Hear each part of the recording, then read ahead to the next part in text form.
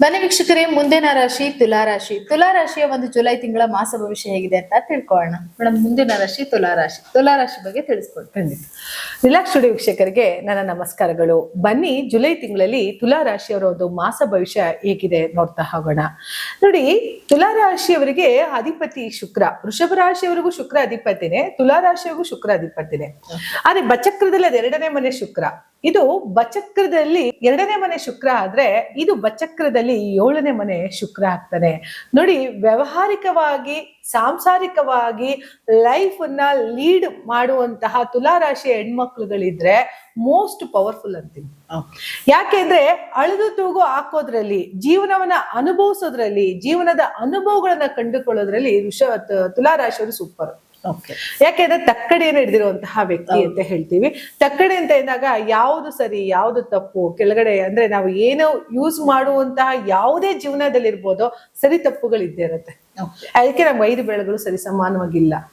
So ಸರಿ ತಪ್ಪುಗಳ ಮಧ್ಯದಲ್ಲೇ ಜೀವನ ಹೋಗ್ತಾ ಇದ್ದಾನೆ ಅಂತ ಅಂದಾಗ ತುಲಾರಾಶಿಯವ್ರಿಗೆ ಹೆಂಗೆ ಅಂತ ಅಂದ್ರೆ ಯಾವುದು ಸರಿ ಯಾವುದು ಸರಿಯಲ್ಲ ಅನ್ನೋ ತಿಳ್ಕೊಳ್ಳುವಂತಹ ಮನೋಭಾವದಲ್ಲಿ ಏಕೈಕ ಕ್ರಿಯಾಶೀಲ ಹೊಂದಿರುವಂತವ್ರು. ಜೊತೆಗೆ ರಾಶಾಧಿಪತಿಯಾದಂತಹ ಶುಕ್ರ ಆಲ್ರೆಡಿ ಇವರಿಗೆ 11ನೇ ಮನೇಲಿ ಕೂತಿದ್ದಾನೆ.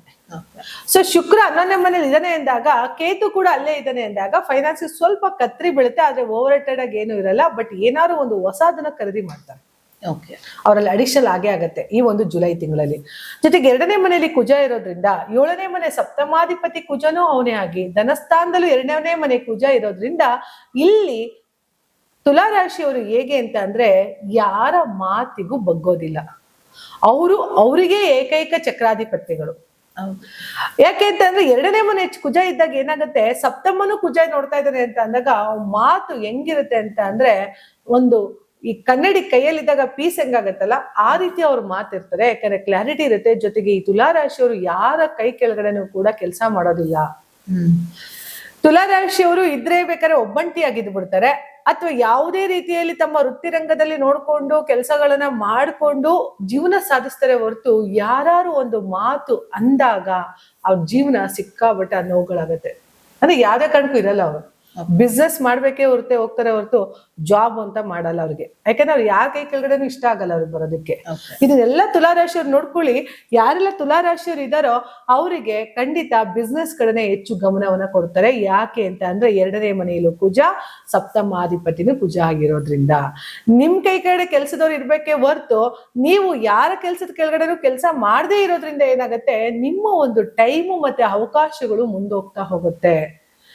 ನೋಡಿ, ನಾವು ಯಾಕೆ ಮಕ್ಕಳು 10th ಪಾಸ್ ಆಗ್ತಾ ಇದ್ದಂಗೆ ಸೆಕೆಂಡ್ ಪಿ ಯು ಆಗ್ತಿದ್ದಂಗೆ ಡಿಗ್ರಿ ಆಗ್ತಿದ್ದಂಗೆ ಉದ್ಯೋಗ ಆಗ್ತಿದ್ದಂಗೆ ಮದುವೆ ಆಗ್ತಿದ್ದಂಗೆ ಮಕ್ಕಳಾಗ್ತಿದ್ದಂಗೆ ಭವಿಷ್ಯ. ಹೌದು, ಇಷ್ಟ ಜೀವನನ ಅಲ್ಲ. ಇದು ಬಿಟ್ಟು ಒಂದು ಜೀವನ ಇದೆ.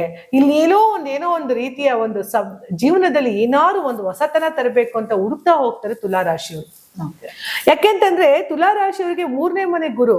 ಯಾರನ್ನಾದ್ರೂ ಸ್ನೇಹಿತರನ್ನ ನಂಬಿದ್ರೆ ಪ್ರಾಣ ಹೋಗೋವರೆಗೂ ಅವ್ರನ್ನ ಬಿಡಲ್ಲ. ಅವರು ತುಂಬಾ ಸ್ನೇಹಿತರನ್ನ ಒಗ್ಗೂಡ್ಸ್ಕೊಳ್ಳೋದು ಅಥವಾ ತಂಬಿದಂತಹ ಸ್ನೇಹಿತರನ್ನ ಜೊತೆಲೇ ನಡ್ಕೊಂಡು ಹೋಗುವಂಥದ್ದು. ಎಷ್ಟೇ ಕಷ್ಟಗಳು ಬಂದ್ರೂ ಕೂಡ ಸ್ನೇಹಿತರ ಜೊತೆನೆ ಹೋಗ್ತಾರೆ ತುಲಾರಾಶಿಯವರು. ಹಾಗಾಗಿ ತುಲಾರಾಶಿಯವರಿಗೆ ಆಲ್ರೆಡಿ ಶುಕ್ರಕೇತು 11ರಲ್ಲಿದ್ದಾನೆ. 9ನೇ ಮನೆಯಲ್ಲಿ ರವಿ ಗುರು ಇರೋದ್ರಿಂದ ಈ ಒಂದು ಮಾಸ ಸೂಪರ್ ಡೂಪರ್ ಅಂತ ಹೇಳ್ತಾ ಹೋಗ್ಬೋದು.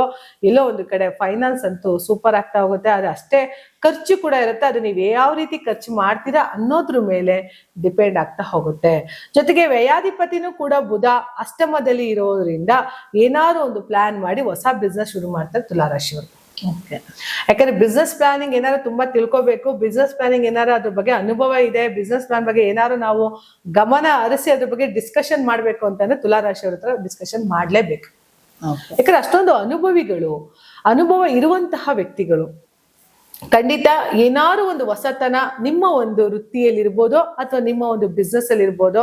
ಯಾಕೆ ತರ್ತೀರಿ ಅಂತಂದ್ರೆ ಅಷ್ಟಮದಲ್ಲಿ ಬುಧ ಇದ್ದಾನೆ ಅಂದಾಗ ನಿಮ್ ತಲೆ ಬೇರೆ ತರ ಓಡ್ತಾ ಇರತ್ತೆ. ಯಾವ ಕೆಲಸ ಮಾಡಿದ್ರೆ, ಯಾವ ವೃತ್ತಿ ಮಾಡಿದ್ರೆ, ಯಾವ ರೀತಿ ಮಾಡಿದಾಗ ನನ್ನ ಜೀವನ ಸಕ್ಸಸ್ ಆಗತ್ತೆ ಅನ್ನೋದನ್ನ ಮಾಡ್ತಾ ಹೋಗ್ತಾರೆ. ಜೊತೆಗೆ ತುಲಾರಾಶಿಯವರು ಹೊಟ್ಟೆ ಹಸ್ಕೊಂಡಿರ್ತಾರೆ ಹೊರತು ಬೇರೆ ಯಾರನ್ನು ಭಿಕ್ಷೆ ಬೇಡೋದಿಲ್ಲ. ಇದು ತುಲಾರಾಶಿಯವರ ಒಂದು ಸ್ವಭಾವ. ಕೆಲವರಿಗೆ ಭಿಕ್ಷೆ ಬೇಡ ಜೀವನ ಮಾಡೋದು, ಕೆಲವರು ಮೋಸ ಮಾಡೇ ಜೀವನ ಮಾಡೋದು, ಇದು ವೃತ್ತಿ ಮಾಡ್ಕೊಂಡ್ಬಿಟ್ಟಿರ್ತಾರೆ. ಕಳ್ಳನ್ಗೆ ಏನ್ ಕೆಲಸ ಹೇಳಿ? ಕಳ್ತನ ಮಾಡೋ ಕೆಲಸ. ಮೊನ್ನೆ ಯಾವ್ದೋ ಒಂದು ಇದ್ರಲ್ಲಿ ನೋಡ್ತಾ ಇದ್ದೆ, ಅವನು ತುಂಬಾ ಒಂದು ದೊಡ್ಡ ದೊಡ್ಡ ಮನೆಗಳನ್ನ ಕಟ್ಟಿದ್ದಾನೆ, ದೊಡ್ಡ ದೊಡ್ಡ ಕಾರ್ಗಳಿದ್ದಾನೆ, ಬಟ್ ಅವ್ನ ಕೆಲಸ ಏನು ಕಳ್ತನ. ಹಾಗಾಗಿ ವೃತ್ತಿ ಅಂತ ಏನಾಸ್ಕೋ ಅದನ್ನೇ ಹೇಳೋದು. ಅದಕ್ಕೆ ಶನೇಶ್ವರ ಬರೋದು, ಕರ್ಮ ಅಂತ ಬಂದಾಗ ಆ ಕರ್ಮಕ್ಕೆ ನಾವ್ ಏನ್ ಆರ್ಸ್ಕೋತೀವಿ ಅನ್ನೋದು ಇಂಪಾರ್ಟೆಂಟ್. ಕಳ್ತನ ಮಾಡೋನು ಕೂಡ ಕದ್ಬಿಟ್ಟು ದೇವ್ರ ಉಂಡಿಗೆ ದುಡ್ಡಾಕ್ತಾರೆ. ಹೌದು. ಯಾಕೆ ಅಂತ ಅಂದ್ರೆ ನನ್ ಕರ್ಮದಲ್ಲಿ ಒಂದಿಷ್ಟು ಶೇರ್ ಕಡಿಮೆ ಆಗ್ಲಪ್ಪ, ಅಥವಾ ನಾನ್ ಮಾಡಿರುವಂತಹ ತಪ್ಪು ಕಡಿಮೆ ಆಗ್ಲಿ ಅನ್ನೋ ಕಾರಣಕ್ಕೆ ಉಂಡಿಗೆ ಹಾಕ್ತಾನೆ ಕಳ್ಳ. ಆದ್ರೆ ನಾವು ಜೀವನದಲ್ಲಿ ಯಾವ ರೀತಿ ಬದುಕ್ತೀವಿ, ಯಾವ ರೀತಿ ಸಾಧನೆ ಮಾಡ್ತೀವಿ, ಲೈಫನ್ನ ನಾವ್ ಹೆಂಗ್ ತಗೊಂಡೋಗ್ತೀವಿ, ಎಲ್ಲದ್ರಲ್ಲೂ ಕೂಡ ನಾವು ಲೈಫ್ ಹೋಗ್ಬೇಕು ಅಂತ ಅಂದ್ರೆ ಗುರುವಿನ ಆಶೀರ್ವಾದ ಬೇಕೇ ಬೇಕು. ಅಂತಹ ಗುರುವಿನ ಆಶೀರ್ವಾದ ತುಲಾ ರಾಶಿಯವರಿಗೆ ಆಲ್ರೆಡಿ 10ನೇ ಮನೆಯಲ್ಲಿ ಇರೋದ್ರಿಂದ, ಉದ್ಯೋಗ ಸ್ಥಾನದಲ್ಲಿ ಇರೋದ್ರಿಂದ ಹೊಸ ಹೊಸ ಉದ್ಯೋಗಗಳು ಹುಡುಕೊಂಡು ಬರುತ್ತೆ, ಅಥವಾ ಹೊಸ ಹೊಸ ವ್ಯವಹಾರಗಳು ನಿಮಗೆ ಹುಡ್ಕೊಂಡು ಬರುತ್ತೆ.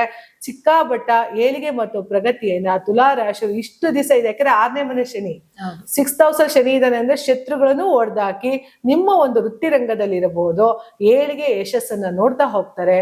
ಸಕಲ ಅಷ್ಟೈಶ್ವರ್ಯಗಳನ್ನು ಕೂಡ ಗುರು ಕೊಟ್ಟು ಕಾಪಾಡ್ಲಿ ಅಂತ ಹೇಳ್ತಾ ತುಲಾ ರಾಶಿಯವರಿಗೆ ಒಳ್ಳೇದಾಗ್ಲಿ ಅಂತ ಹೇಳ್ತಾ ನಾನು ಮಾತನ್ನ ಮುಗಿಸ್ತಾ ಇದ್ದೀನಿ. ಧನ್ಯವಾದಗಳು. ನೋಡಿದ್ರಲ್ಲ ವೀಕ್ಷಕರೇ, ಜುಲೈ ತಿಂಗಳಲ್ಲಿ ತುಲಾ ರಾಶಿಯ ಒಂದು ಮಾಸ ಭವಿಷ್ಯ ಹೇಗಿತ್ತು ಅಂತ. ಹಾಗಿದ್ರೆ ಬನ್ನಿ ಮುಂದಿನ ರಾಶಿ ಬಗ್ಗೆ ತಿಳ್ಕೊಳ್ಳೋಣ.